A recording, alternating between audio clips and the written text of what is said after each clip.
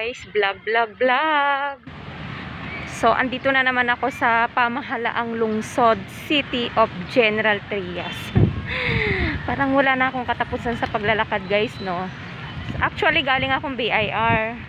May mga itinanong ako regarding dun sa mga ipa-file ko ngayong quarterly kasi hindi ko pa talaga maintindihan. So, di ba new business ako, parang ang dami kaya ang dami kong itinatanong kasi ang dami ko pang hindi alam. So after ko doon is dito naman ako sa munisipyo kasi dito nagtatrabaho yung yung may-ari nung nire-rent namin, pinatayuan namin ng hardware. So dito siya nagwo-work. So kakausapin ko siya regarding dun sa 5% na kinakalta sa akin ng BIR dun sa renta namin.